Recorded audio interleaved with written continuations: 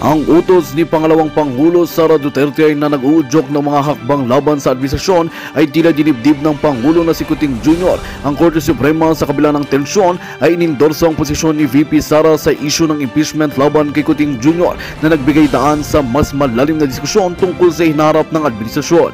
Ayon sa mga ulat, ang mga pahayag ni VP Sara na nagsusulong ng mga aksyon laban sa Pangulo ay pinagtatanggol ng Korte Suprema bilang bahagi ng proseso ng demokratikong sistema. Inilabas ng matataas na hukuman ang kanilang pahayag na nagsasabing may karapatan si VP Sara na ipahayag ang kanyang posisyon sa mga isyong politikal kabilang na ang impeachment case laban kay Kuting Jr. Habang patuloy na sinasagawa ang investigasyon, ang administrasyon ay nagsusumikap na mapanatili ang kaayusan at magbigay ng depensa sa mga paratang. Sa kabila ng mga pagbabago sa politika, ang publiko ay nananatiling sabik sa mga susunod na hakbang na natatahik ng Korte Suprema at mga opisyal ng pamahalaan. Marami ang nagtatanong kung ano ang magiging epekto ng mga kaganapang ito sa kabuoang direksyon ng bansa. Ang taong bayan ay umaasa na ang lahat ng hakbang ay magsusulong ng hustisya at makatarungang proseso para sa lahat. At yun nga ang balitang ating pagkakatutukan. Ngunit bago ang lahat, siguraduhin mag-subscribe at i-hit ang notification bell para sa patuloy na pagtutok sa mga silap ng bagong balita sa tunay na boses ng masa.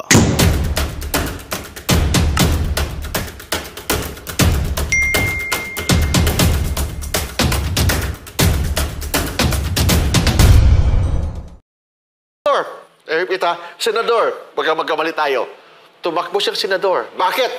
Because he's willing to serve the Republic of the Philippines. And paano siya mag-serve kung nakakulong siya? Hindi! Optimistic, makalabas siya. That's why tatakbo siyang senador sa Republika ng Pilipinas. Yeah, Mark. Yung motive ni Hontiveros or yung iba dyan is for public service. Yes, there may be.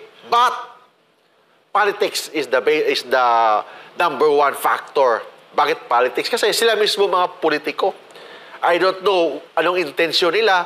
Baka magamit nila yung pag-invite ni Pastor Quiboloy for their own political agenda. Lalo na si Hontiveros is the campaign manager ng mga yellow groups or the pink groups or anong tawag sa kanila. Siya ang campaign manager. So makikita talaga natin na there should be a political factor or political consideration sa mga motives na ginagawa niya. Paano makukuha yung tiwala ng taong bayan dito sa mga ganitong naghihiring na hindi pa nga napapatunayan ng korte, pero sa kanilang mga pahayag, meron na silang meron na silang judgment like kagaya dito na wag daw iboto yung mga lawbreaker. Napatunayan na ba na sumaway sa batas si Pastor? Ang alam ko na pinatawa na ng conviction si Franz Castro. Bakit wala tayong narinig mula kay Senador Risa Hontiveros? Kasi tatakbo din sana sa pagka-senador. Senador, yes. Bakit wala tayong narinig na sinabi na, uy, mahiya ka naman, Franz Castro, convicted ka na nga, tatakbo ka. Kasi dito siya nagpapatungkol kay Pastor, sabi niya, wag i-elect yung lawbreaker. Napatunayan na ba? Takot siya na maging yung housemate niya si Pastor Quiboloy. Housemate sa Senado. Because para senador kayo, House of Senate.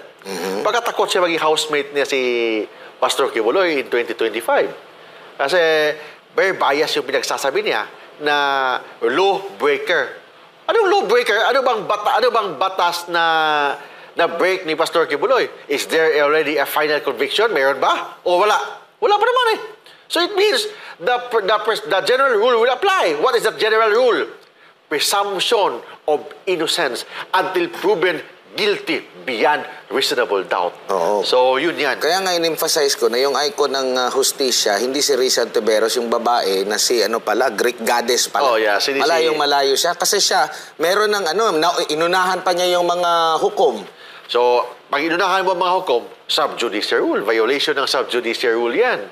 So, hindi lang niya pinangunahan ang hukom, baka she's trying to influence the decisions ng mga judges. Dapat, ang judges should decide based on evidence, based on law, hindi dapat yung sa mga influence o mga dikta ng iba-iba dyan. So, that's why, how to do it? Kasi kung ma-influensyahan man ang mga judges sa mga ginagawa ni Hontiveros, there is already a violation sa due process ng ating butihing pastor. There is violation ng due process. Bakit? Kasi paano siya maka-expect ng justice sa court na yan kung may nag-influence pala? May nag-influence pala na senador dyan. Or trying to influence the Senate. Of course, we respect, we trust the justice system ngayon, lalo na sa mga court dyan sa Pasig ba yan, o sa Quezon City, but yung attempt to influence them through the action of Hontiveros, iba yun. So, there might be a violation ng due process rights, equal protection clause, separation of power. So there might be a violation, and lalo na yung right of the accused, yung tinatawag na right against self-incrimination. Kumbaga, ang due process, hindi yan nagtatapos dun sa lawmaker. Hindi. We say due process.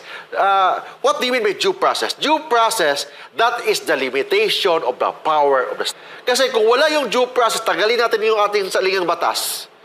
Ang government is very powerful. So, prone to abuses kasi very powerful ang ating gobyerno. So, paano natin yan i-limit? Yun ang ating saligang batas. Yun ang nag-limit ng power ng ating government. And ano yung limitation? Due process. Due process, ibig sabihin, pakinggan mo muna bago mo husgahan. That is the basic of due process. Saan natin pakinggan? Doon ba sa Senado? Hindi. Ang Senado, ang hearing doon, gagawa ng batas. Ang korte, ang hearing doon, mag-decide based on law and based on evidence. Iba yun. Kailangan natin i-explain yun sa ating mga followers dyan.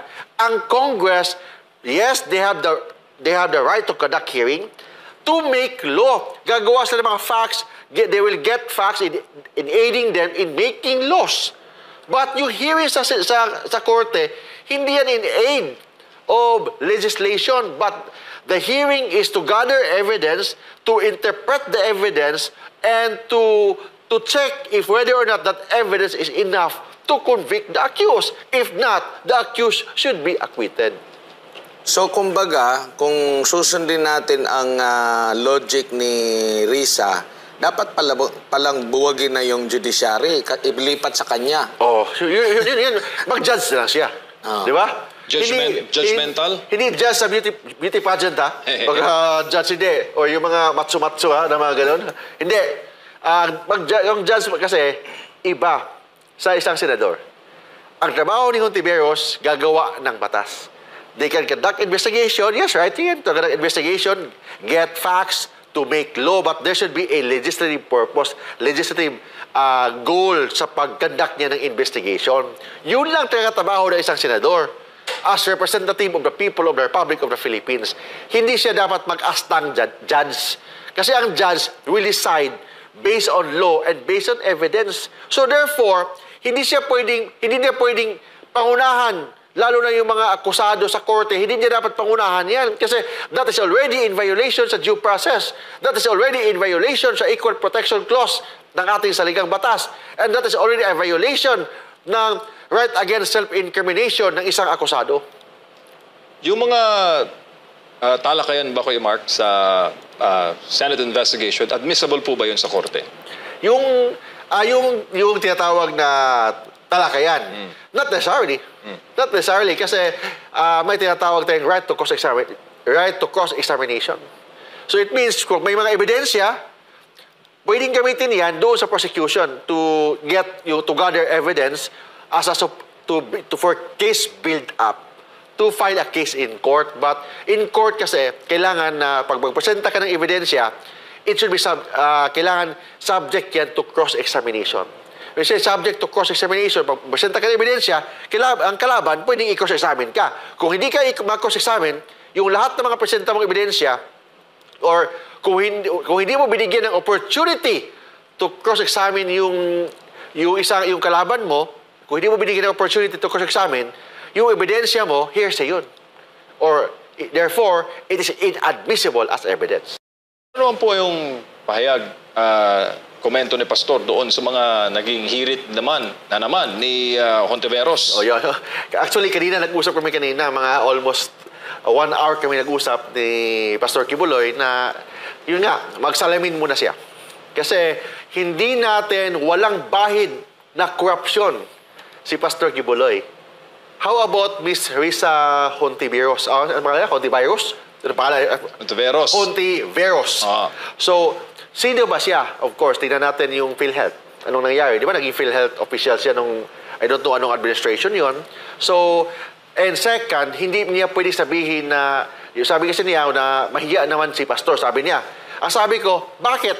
Wala bang karapatan si Pastor na tumakbo? He's very qualified to run as Senator of the Republic of the Philippines. Basahin po natin ang saligang batas.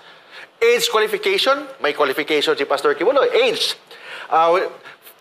natural-born Filipino citizen, botante sa Pilipinas, residente sa Pilipinas, and hindi na-convict si Pastor Kibuloy of a final judgment. Kung may mga kaso man, Pastor Kibuloy is presumed innocent.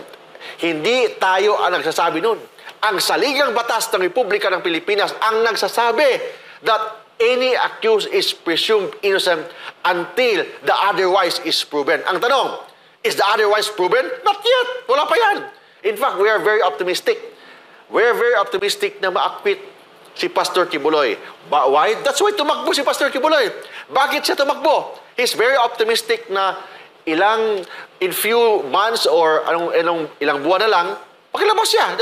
He's very optimistic because he wants to serve the Republic of the Philippines as a senator. God-centered platform, Filipino-centered platform, Philippine-centered platform na isang senador na madaling lapitan at willing makinig sa ordinaryong mga Pilipino. Nandiyan yan kay Pastor Kibuloy. That's why he's running. Tumakbo siyang senador. Senador, pagka magkamali tayo, tumakbo siyang senador. Bakit? Because he's willing to serve the Republic of the Philippines. And, paano siya mag-serve? Kung nakakulong siya? Hindi. Optimistic, makalabas siya. That's why, tatakbo siyang senador sa Republika ng Pilipinas. Yeah, Mark. Yung motive ni Hontiveros or yung iba dyan is for public service. Yes, there may be. But, politics is the number one factor. Bakit politics? Kasi sila mismo mga politiko. I don't know anong intensyon nila. Baka magamit nila yung pag-invite ni Pastor Kibuloy for their own political agenda. Lalo na si Hontiveros is the campaign manager ng mga yellow groups or the pink groups or anong tawag sa kanila. Siya ang campaign manager. So makikita talaga natin na there should be a political factor or political consideration sa mga motives na ginagawa niya. Paano makukuha yung tiwala ng taong bayan dito sa mga ganitong naghihiring na hindi pa nga napapatunayan ng korte, pero sa kanilang mga pahayag, meron na silang judgment like kagaya dito na wag daw iboto yung mga lawbreaker. Napatunayan na ba na sumaway sa batas si Pastor? Ang alam ko na pinatawa na ng conviction si Franz Castro. Bakit wala tayong narinig mula kay Senador Risa Hontiveros? Kasi tatakbo din sana sa pagka-senador. Senador, yes. Bakit wala tayong narinig na sinabi na, uy, mahiya ka naman, Franz Castro, convicted ka na nga, tatakbo ka. Kasi dito siya nagpapatungkol kay Pastor, sabi niya, wag i-elect yung lawbreaker. Napatunayan na ba? Takot siya na maging yung housemate niya si Pastor Kibuloy. Housemate sa Senado. Because para senador kayo, House of Senate. Baka takot siya maging housemate niya si Pastor Kibuloy in 2025. Kasi very biased yung pinagsasabi niya na lawbreaker. Anong lawbreaker? Ano bang batas na break ni Pastor Kibuloy? Is there already a final conviction? Meron ba? O wala? Wala pa naman So it means the general rule will apply. What is that general rule? Presumption of innocence until proven guilty beyond reasonable doubt. Oo. So, yun yan. Kaya nga in-emphasize ko na yung icon ng hustisya, hindi si Risa Ontiveros, yung babae na si Greek goddess pala. Oh, yeah. Malayong-malayo siya. Kasi siya, meron ng inunahan pa niya yung mga hukom. So, pag inunahan mo ang mga hukom, sub-judice rule. Violation ng sub-judice rule yan. So, hindi lang niya pinangunahan ang hukom, baka she's trying to influence the decisions ng mga judges. Dapat, ang judges should decide based on evidence, based on law. Hindi dapat yung sa mga influence o mga dikta ng iba-iba dyan. So, that's why, how to do it? Kasi kung ma-influensyahan man ang mga judges sa mga ginagawa ni Hontiveros, there is already a violation sa due process ng ating butihing pastor. There is violation ng due process. Bakit? Kasi paano siya maka-expect ng justice sa court na yan kung may nag-influence pala? May nag-influence pala na senador dyan. Or trying to influence the Senate. Of course, we respect, we trust the justice system ngayon, lalo na sa mga court dyan sa Pasig ba yan, o sa Quezon City, but yung attempt to influence them through the action of Hontiveros, iba yun. So, there might be a violation ng due process rights, equal protection clause, separation of power. So, there might be a violation, and lalo na yung right of the accused, yung tinatawag na right against self-incrimination. Kumbaga, ang due process, hindi yan nagtatapos dun sa lawmaker. Hindi. We say due process. What do you mean by due process? Due process, that is the limitation of the power of the state. Kasi kung wala yung due process, tagalin natin yung ating saligang batas. Ang government is very powerful. So, prone to abuses kasi very powerful ang ating gobyerno. So, paano natin yan i-limit? Yun ang ating saligang batas. Yun ang nag-limit ng power ng ating government. And ano yung limitation? Due process. Due process, ibig sabihin, pakinggan mo muna bago mo husgahan. That is the basic of due process. Saan natin pakinggan? Doon ba sa Senado? Hindi. Ang Senado, ang hearing doon, gagawa ng batas. Ang korte, ang hearing doon, mag-decide based on law and based on evidence. Iba yun. Kailangan natin explain yun sa ating mga followers dyan. Ang Congress, yes, they have the right to conduct hearing, to make law. Gagawa sila ng mga facts, they will get facts in aiding them in making laws. But yung hearing sa korte, hindi yan in aid of legislation, but the hearing is to gather evidence, to interpret the evidence, and to check if whether or not that evidence is enough to convict the accused. If not, the accused should be acquitted.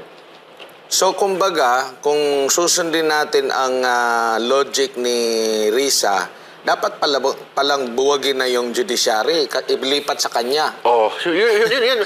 Mag-judge na lang siya.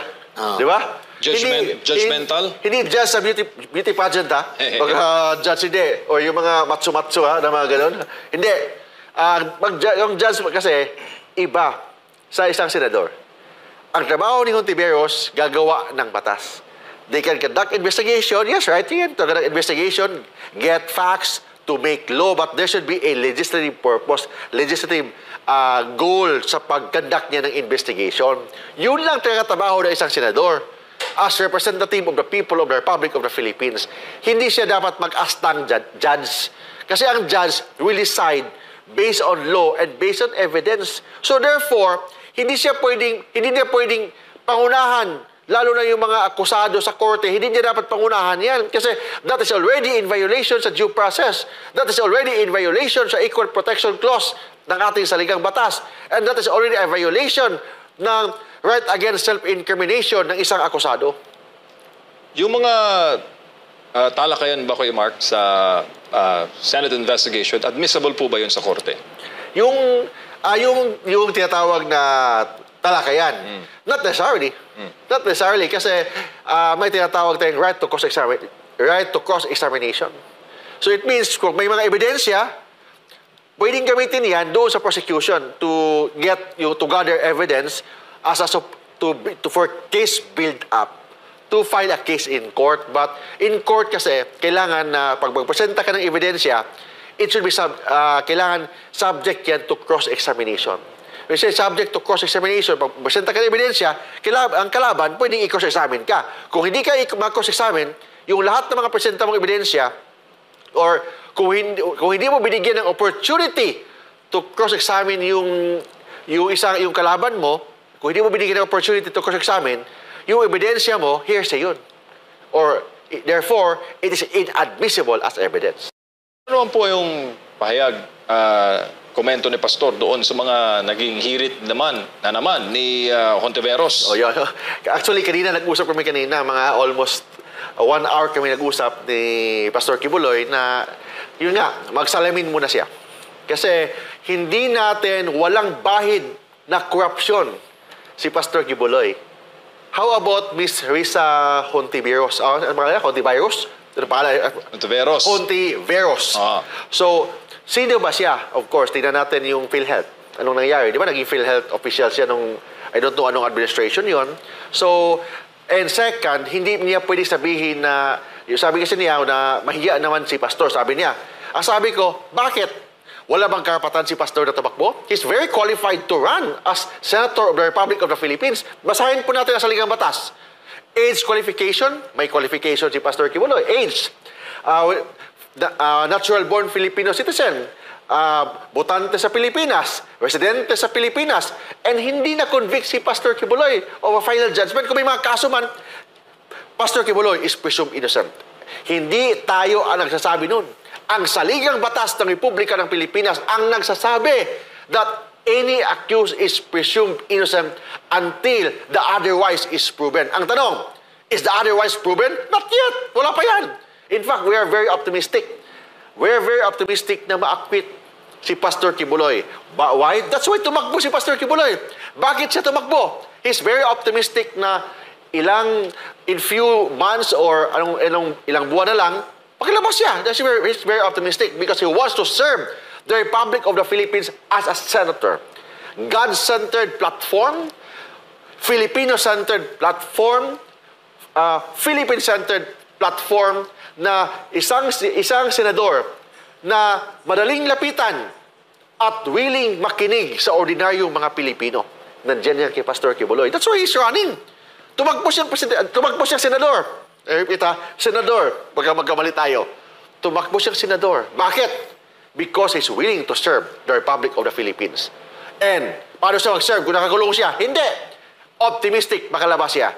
That's why, tatakbo siyang senador sa Republika ng Pilipinas.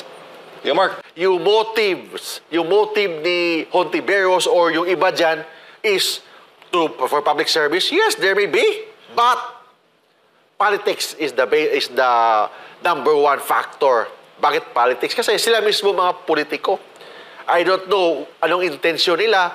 Baka magamit nila yung pag-invite ni Pastor Kibuloy for their own political agenda. Lalo na si Hontiveros is the campaign manager ng mga yellow groups or the pink groups or anong tawag sa kanila. Siya ang campaign manager. So makikita talaga natin na there should be a political factor or political consideration sa mga motives na ginagawa niya. Paano makukuha yung tiwala ng taong bayan dito sa mga ganitong naghihiring na hindi pa nga napapatunayan ng korte, pero sa kanilang mga pahayag, meron na silang judgment Like kagaya dito na wag daw iboto yung mga lawbreaker. Napatunayan na ba na sumaway sa batas si Pastor? Ang alam ko na pinatawan na ng conviction si Franz Castro. Bakit wala tayong narinig mula kay Senador Risa Hontiveros? Kasi tatakbo din sana sa pagka-senador. Senador, yes. Bakit wala tayong narinig na sinabi na, uy, mahiya ka naman, Franz Castro, convicted ka na nga, tatakbo ka. Kasi dito siya nagpapatungkol kay Pastor, sabi niya, wag i-elect yung lawbreaker. Napatunayan na ba? Takot siya na maging yung housemate niya si Pastor Kibuloy. Housemate sa Senado. Because para senador kayo, House of Senate. Baka takot siya maging housemate niya si Pastor Kibuloy in 2025. Kasi very biased yung pinagsasabi niya na lawbreaker.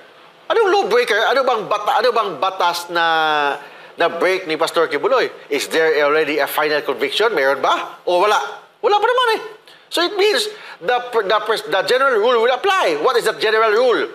Presumption of innocence until proven guilty beyond reasonable doubt. Oo. So, yun yan. Kaya nga in-emphasize ko na yung icon ng hustisya, hindi si Risa Ontiveros, yung babae na si Greek goddess pala. Oh, yeah. Malayong-malayo siya. Kasi siya, meron ng inunahan pa niya yung mga hukom. So, pag inunahan mo mga hukom, subjudice rule. Violation ng subjudice rule yan. So, hindi lang niya pinangunahan ang hukom, baka she's trying to influence the decisions ng mga judges. Dapat, ang judges should decide based on evidence, based on law. Hindi dapat yung sa mga influence o mga dikta ng iba-iba dyan. So, that's why, how to do it? Kasi kung ma-influensyahan man ang mga judges sa mga ginagawa ni Hontiveros, there is already a violation sa due process ng ating butihing pastor. There is violation ng due process. Bakit? Kasi paano siya maka-expect ng justice sa court na yan kung may nag-influence pala? May nag-influence pala na senador dyan. Or trying to influence the Senate. Of course, we respect, we trust the justice system ngayon, lalo na sa mga court dyan sa Pasig ba yan, o sa Quezon City, but yung attempt to influence them through the action of Hontiveros, iba yun. So, there might be a violation ng due process rights, equal protection clause, separation of power. So, there might be a violation, and lalo na yung right of the accused, yung tinatawag na right against self-incrimination. Kumbaga, ang due process, hindi yan nagtatapos dun sa lawmaker. Hindi. We say due process. What do you mean by due process? Due process, that is the limitation of the power of the state. Kasi kung wala yung due process, tagalin natin yung ating saligang batas, ang government is very powerful. So, prone to abuses kasi very powerful ang ating gobyerno. So, paano natin yan i-limit? Yun ang ating saligang batas. Yun ang nag-limit ng power ng ating government. And ano yung limitation? Due process. Due process, ibig sabihin, pakinggan mo muna bago mo husgahan. That is the basic of due process. Saan natin pakinggan? Doon ba sa Senado? Hindi. Ang Senado, ang hearing doon, gagawa ng batas. Ang korte, ang hearing doon, mag-decide based on law and based on evidence. Iba yun. Kailangan natin explain yun sa ating mga followers dyan. Ang Congress, yes, they have the right to conduct hearing, to make law. Gagawa sila ng mga facts, they will get facts in aiding them in making laws. But yung hearing sa korte, hindi yan in aid of legislation, but the hearing is to gather evidence, to interpret the evidence, and to check if whether or not that evidence is enough to convict the accused. If not, the accused should be acquitted. So, kumbaga, kung susundin natin ang logic ni Risa, dapat palang buwagin na yung judiciary, ilipat sa kanya. Oh, yun. Mag-judge na lang siya. Di ba? Judgmental? Hindi judge sa beauty pageant, ha? Baka judge hindi. O yung mga matsu-matsu, ha? Na mga ganun. Hindi. Yung judge kasi, iba sa isang senador. Ang trabaho ni Hontiveros, gagawa ng batas. They can conduct investigation. Yes, right? To conduct investigation, get facts to make law, but there should be a legislative purpose, legislative goal sa pag-conduct niya ng investigation. Yun lang trabaho ng isang senador. As representative of the people of the Republic of the Philippines, hindi siya dapat mag-astang judge. Kasi ang judge will decide based on law and based on evidence. So therefore, hindi niya pwedeng pangunahan, lalo na yung mga akusado sa korte, hindi niya dapat pangunahan yan. Kasi that is already in violation sa due process. That is already in violation sa Equal Protection Clause ng ating saligang batas. And that is already a violation ng right against self-incrimination ng isang akusado. Yung mga talakayan ba, Kuya Mark, sa Senate investigation, admissible po ba yun sa korte? Yung tinatawag na talakayan, not necessarily. Not necessarily kasi may tinatawag tayong right to cross-examination. So it means kung may mga ebidensya, pwedeng gamitin yan doon sa prosecution to gather evidence for case build up, to file a case in court. But in court kasi, kailangan na pag magpresenta ka ng ebidensya,